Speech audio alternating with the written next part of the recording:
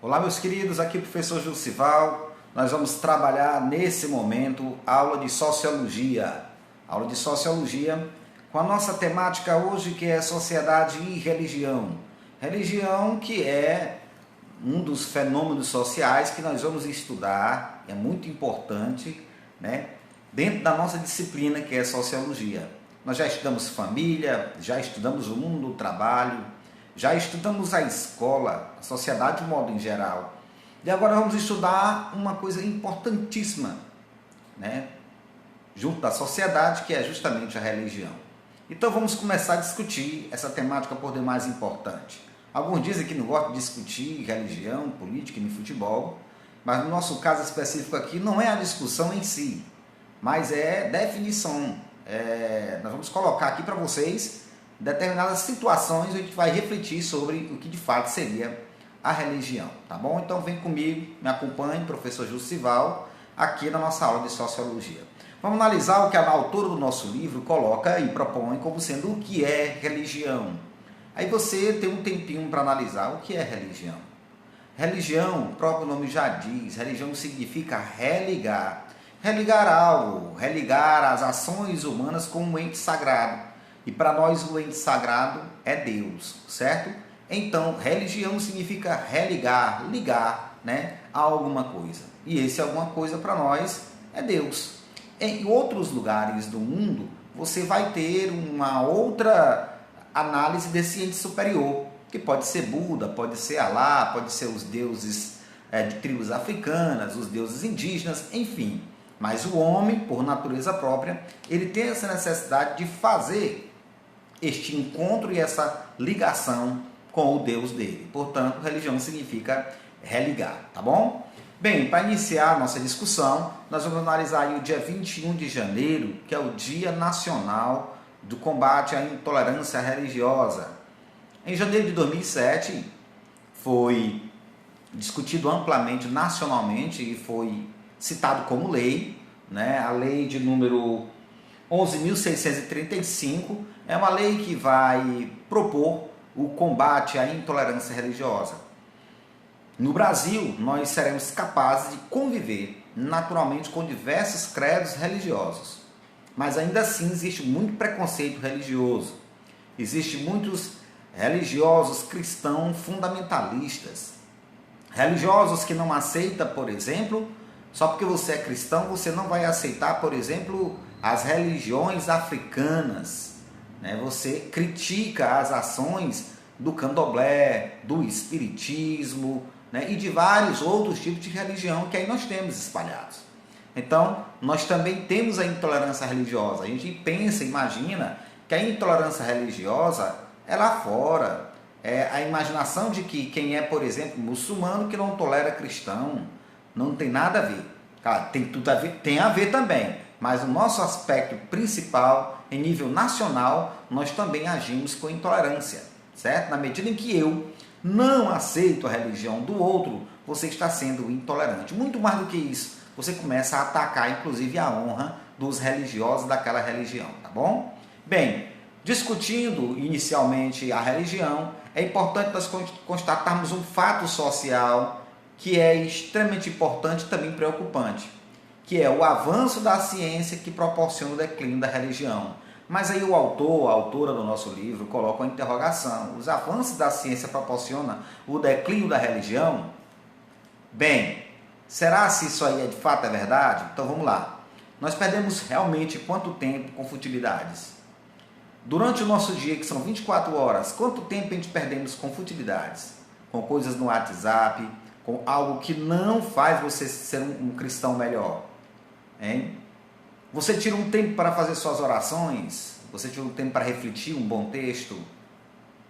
Você leva alguma mensagem positiva para algumas pessoas, né? Diante disso, nós estamos vivendo um momento hoje no mundo onde as pessoas não encaram mais a religião como sendo um elemento fundamental dentro da sua vida, né? E aí os autores propõem, os estudiosos atuais da sociologia propõem que o avanço da ciência está proporcionando isso, o distanciamento do ser humano de Deus, né? Que ele vai chamar de processo de desnaturalização. que é o produto de relações sociais contextualizadas no tempo e no próprio espaço. Outrora, quando você tinha mais tempo, você lia mais, você refletia mais, quando não existia o WhatsApp, Facebook ou Instagram. Eu sou de uma geração, por exemplo, que a gente lia poemas, as cartas eram redigidas no papel mesmo. A gente errava o nosso pobre português, mas a gente riscava e pegava no próprio papel. Hoje em dia não, são mensagens muito rápidas pelo próprio WhatsApp. Então esse processo de construção social, essa sociedade que vai, de acordo com a ciência, melhorando entre aspas, provoca esse distanciamento, né? E a religião vivida sem questionamentos por seus membros, as pessoas vão vivendo e não vão questionando, né? E esse distanciamento provoca naturalmente essa falta de humanidade. Mas mesmo assim, o homem, né, sente a necessidade, né, de estar sempre com Deus, principalmente quando ele está precisando, né? Então a ciência explicando a religião, e esta se torna um fenômeno social. A ciência, principalmente a ciência e a sociologia, estudando vai perceber que a religião é um fenômeno social. Assim como a educação, assim como a política, né? Assim como a família, nós também vamos ter a religião como um fenômeno social. E muito mais do que isso, ela torna-se um fenômeno religioso, porque a religião exerce um padrão de controle social e conduta individual. Max Weber, que é um grande sociólogo, que nasceu em 1864 e morreu em 1920, ele vai dizer que a conduta das pessoas tendem a se orientar por seus ideais religiosos, aquilo que ele chama de afinidades eletivas. Por que eu sou católico? Eu estou dentro da igreja católica, é porque tem um grupo de amigos, um grupo de pessoas que eu tenho afinidades. Por que eu sou espírita? Porque no grupo, lá do meu centro espírita, tem um grupo de amigos que tem comigo uma afinidade. Por que eu sou da Igreja Batista? Porque lá tem um grupo de amigos e da família que nós temos afinidades. E essas afinidades a gente vai evoluindo para uma afinidade, vamos chamar de afinidade eletiva. Eu vou escolher aquele lugar, aquele meio social para poder viver e exercer a minha religião. É importante que a gente entenda isso, tá bom, gente? E aí, em cima desse fenômeno religioso, nós vamos analisar as razões para a formação das religiões. São 3 razões que a autora nos propõe. A vontade humana de explicar a origem de tudo. Olha, o homem sempre tem aquelas grandes questões. De onde nós viemos, por que estamos aqui, para onde iremos? E a gente não consegue responder. Viemos de onde? Por que estamos aqui? Para onde nós voltaremos? Né? Onde nós iremos? A gente não sabe, né? Ele vai dizer também que outra razão para a formação das religiões vai ser a relação do homem com a natureza. O homem tem essa vontade, obviamente manifesta, de estar sempre em contato com essa natureza. E vai dizer muito mais também, que eu acho que é uma das mais, talvez dessas 3 a mais forte, a possibilidade de transcendência. O que é isso? É quando eu estou no meu interior, contrito, estou ali fazendo a minha oração, concentrado, buscando o meu Deus, e quando eu ouço uma canção natural sendo colocada no meio daquele culto, no meio daquela missa, ou em qualquer outro ato religioso que eu esteja, eu começo a me arrepiar, eu começo a sentir a manifestação do Espírito Santo. Aquilo ali é a transcendência, é a possibilidade dessa transcendência, e muita gente sai dali maravilhada depois daquele momento. Então, gente, é uma busca que as pessoas têm de encontrar essa possibilidade de transcender no seu eu interior. Entenderam? Então, essa seria uma das razões para a formação das religiões. Essas 3, que na minha concepção, essa terceira é a mais importante, eu acho, né? Claro. Bem, falar mais sobre o fenômeno religioso, é importante também a gente discutir, e aí eu vou baixar aqui um pouquinho para poder a gente entender aqui, peraí, deixa eu ver se eu consigo aqui baixar a minha imagem aqui, para poder eu analisar aqui melhor. Bem, Jean Butler, que nasceu em 1937, ele é vivo ainda, certo? É um dos grandes sociólogos atuais. Vai dizer que no fenômeno religioso vai incentivar o homem a se abrir a algo que o supera. Quem é que o supera? Deus. Mas que ao mesmo tempo o engloba. Olha como é interessante, olha como existe uma situação de dualidade aí.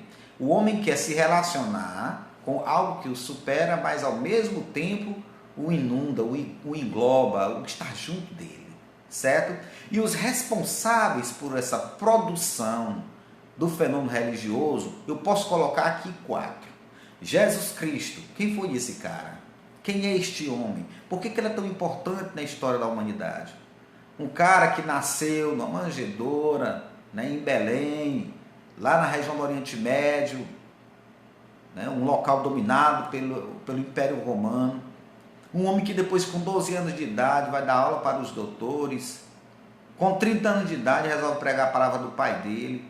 Com 3 anos que ele está pregando naquela região ali, ele se torna um fenômeno, porque ele faz cego enxergar, quem não ouvia voltar a ouvir, coxo a andar, ele sacia a fome de muita gente, né? Ele consegue aglutinar um número de pessoas ao seu redor, e esse cara vai transformando vidas, e este cara, por uma decisão política, vai ser crucificado.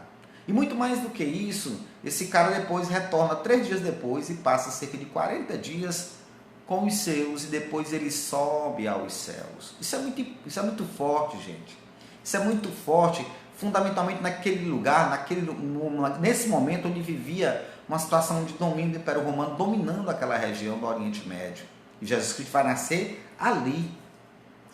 Isso é muito forte, né? Uma outra história muito bonita é de Buda, né? O Siddhartha Gautama. Esse cara, ele é do lado do Oriente, ele é rico e resolve tornar-se pobre por opção, vai para o meio do povo, sentir as dores do povo, para poder, em cima da sua concentração, ele conseguir transcender a todo o sofrimento.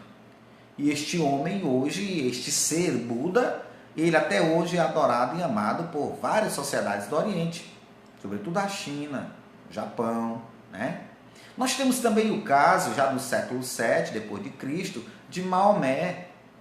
Maomé todo mundo já sabe, eu já trabalhei com aulas na área de história, já mostrei, tem até inclusive no meu canal no YouTube, se você quiser dar uma olhada, tem lá, né, sobre o Império Árabe.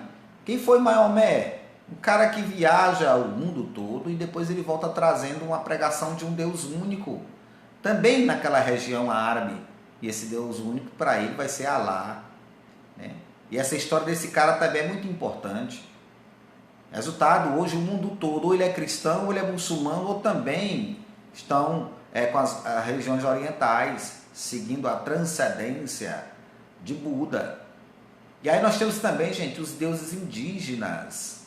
Os deuses indígenas também fazem parte, né, desta produção desse fenômeno religioso. Diante desses quatro entes que eu acabei de colocar aí, nós vamos também agora compreender a institucionalização social da religião, que é nada mais nada menos do que a repetição dos atos e gestos para se tornar uma prática, uma conduta social. Professor, o que você quer dizer com isso? Estou querendo dizer o seguinte, e quando você vai para uma missa, você tem uma prática de repetição. É o padre lá em cima, dizendo determinadas frases, você complementa.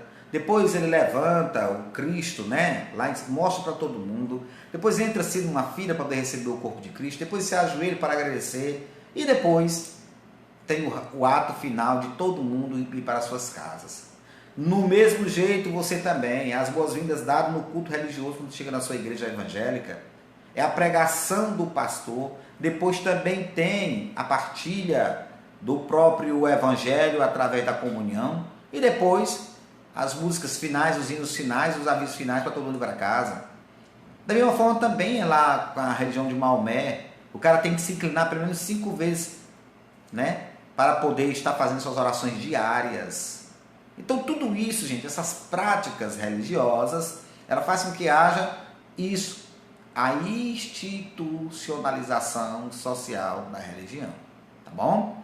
Bem, no ponto 3, a religião na visão da sociologia clássica. Ora, o que é que os nossos sociólogos, que nós estamos estudando, professor? O senhor está falando desses sociólogos desde o começo do ano, e aí o que é que tanto eles pregam? Veja bem, vamos lá ver aqui o que é que esses caras pregam. Estou levantando aqui a a minha imagem aí para vocês analisar direitinho aqui e conseguir enxergar.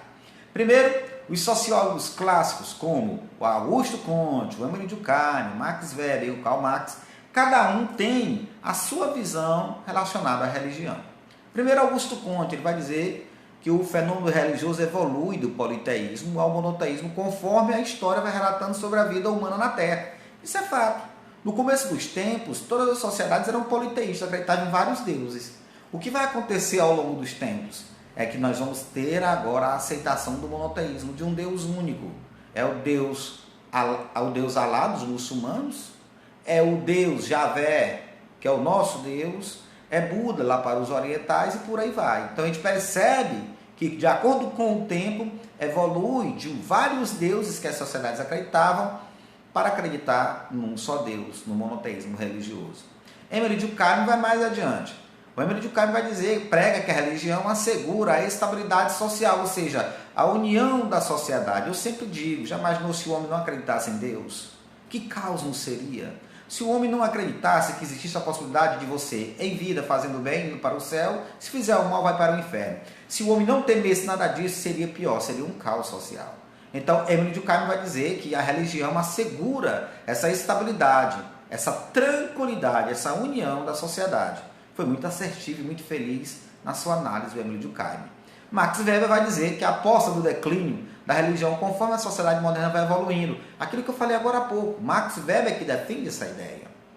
E depois, Karl Marx, que sempre pregou a questão econômica, né? A divisão entre os ricos e os pobres, aquela confusão entre os pobres e os ricos, em que os pobres um dia vão acabar, que é o proletariado que ele chama, vão acabar vencendo essa disputa contra os empresários, o detentor do capital, enfim. Karl Marx vai dizer que a religião é a responsável pela alienação do povo. O que é alienação? É o homem não ter a capacidade de refletir algo mais, né? Ele vai dizer que a religião é responsável pela alienação do povo. Inclusive vai dizer que a religião é o ópio do povo. E o ópio é um tipo de droga muito forte, né? Que vai fazer a heroína. E ele vai dizer isso, que a religião é responsável pela alienação do povo. E o que cega o homem para muita coisa. Bem, agora vamos tentar aqui, sim, na nossa última lâmina, nós vamos analisar aí a religião em tempos da globalização. Hoje nós vivemos um mundo pequeno. Pequeno por quê? Por causa do fenômeno da globalização.